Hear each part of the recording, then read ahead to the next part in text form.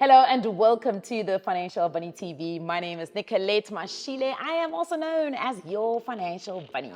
Today we're talking about the upcoming budget speech that will be delivered on the 19th of February by Minister Godongwana. Now, what are you hoping to hear? And today's video is brought in partnership with Sage Software Solutions. I absolutely love them. They are my partner in all things running my business, whether it is business reporting, whether it is financial reporting, record keeping, financial or rather business filing for tax purposes, and of course compliance.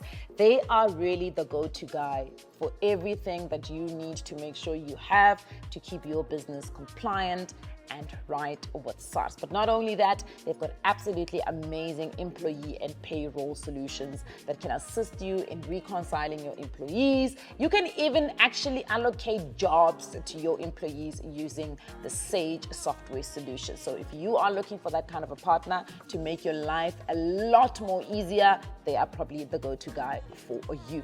So today we're talking about all of the things that we're hoping the minister is going to be saying in that budget speech. We're no longer doing predictions. We are actually just nudging him and saying, Minister, we need to hear these things. The first one, and probably the most important one, is can we please lower the tax obligation from 27% for businesses? I'm talking small and medium businesses, because at the end of the day, if they can retain some of their money, we know that there's going to be more jobs, and we have an unemployment issue in South Africa. We need to solve it. So let's try and solve it the other way around by making sure that businesses are keeping a little bit more money. If we cannot decrease it even further for small businesses from the 27% to maybe 20%, then maybe let's increase the threshold for small business corporations from the 20 million to 50 million rand. I just really feel like we need small businesses. We've seen NDP, National Development Plan, says that small businesses are going to be the biggest employers of our people in South Africa. And if we want to make sure that we are reaching that target,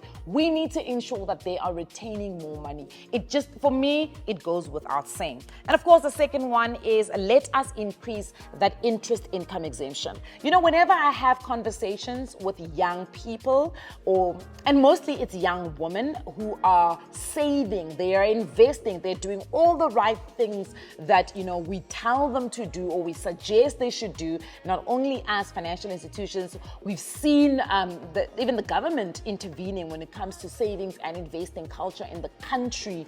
Then we come and we slap them with interest income tax. Guys, honestly speaking, let us increase it. That 23,800 is just not good enough anymore for people living, for people under the age of 65. It's just not good enough anymore. We know that many of these young women are sitting with millions, hundred thousands of rands in their savings accounts because, of course, they are primary caregivers, which means that they're a little bit more cautious in terms of where do they put their money. Their emergency fund needs to be even beyond this benchmark that we've created of 3 to 6 months for employed people. For a primary caregiver, you probably need much more than that, because any small or any large emergency is going to require you to have access to those kind of funds. So most of them are keeping it in savings accounts in banking institutions. Now they're earning interest on it, and SARS comes back and says, well, if you start earning more than 23,800, we are going to include that as part of your total income. So we're slapping you with interest income tax. We need to lower that. We need to increase it rather, because for me, it makes sense for you to look at the culture of your country, the culture of your community, the culture of your people. And if they are saving in savings accounts and earning interest, rather than trying to penalize them for that, rather encourage it more. So increase that threshold. The next one, and probably one of my favorite financial vehicles, is of course the TFSA. Now, if you know the TFSA, you know its limitations, right? It is 36,000 rand per annum per individual in this country with an ID number, right? But that also means that in a lifetime, you have a limit of 500,000 rand. Now, it's a great limit because they don't want the rich to exploit it by making every single cent of theirs tax-free, or invested rather tax-free. However, I do think we can kind of like increase the lifetime limit to like 750,000 Rand, Minister. What do you think? I think that's a good idea. Again, it will encourage the savings and investing culture in the country. So why not do it? We have seen that inflation is eroding our savings. So the higher this threshold is, or rather this limit, the better, because people will start saving more if they know that that lifetime limit is sitting at 750,000 Rand. So let's get to it. The next one, transfer duty. I know properties in this country below 1.1 million do not pay transfer duty. But have you seen property prices, Minister? Property prices are high in this country. Property inflation is insane in this country. So can we find a way in which we can kind of push that up to 1.5 million? I mean, a typical 2-bedroom, 3-bedroom house in South Africa is going to go over 1.1 million.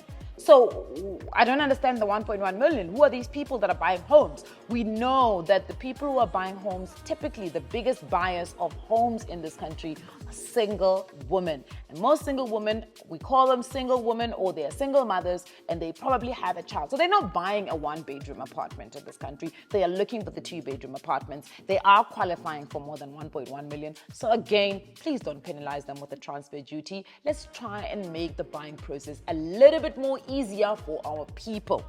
And then the last one, and probably the most important, is of course freelancers. Minister, 25% withholding tax for freelancers?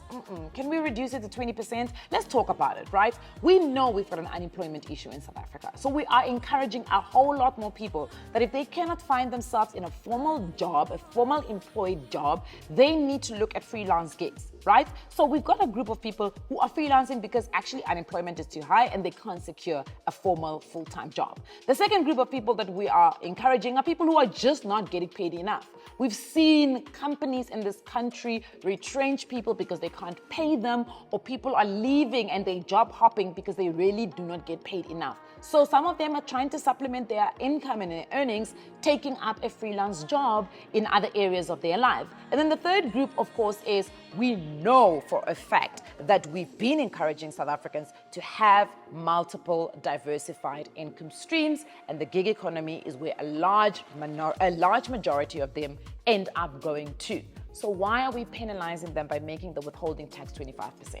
Can we not lower it to 20%? I think we definitely can, Minister. So these are my hopings. I'm looking forward to hearing what are some of your hopings that you're looking for. And you know what? One that probably has nothing to do with the minister, and we're just going to put it out there because Sage Software Solutions helps us with, is let's try and really streamline business compliance when it comes to SARS, okay? Let's not make getting a tax clearance certificate that difficult. And if you have not heard about my tax nightmares on my tax clearance, please do go and watch my reel again in partnership with Sage Software Solutions, and you'll find out about that tax year-end nightmare that I had to go through. I will leave it there. Please remember, none of my videos constitute as financial advice. However, if you are looking for financial advice, please speak to somebody who is certified and registered with the TFSA. I'll see you guys on the next one.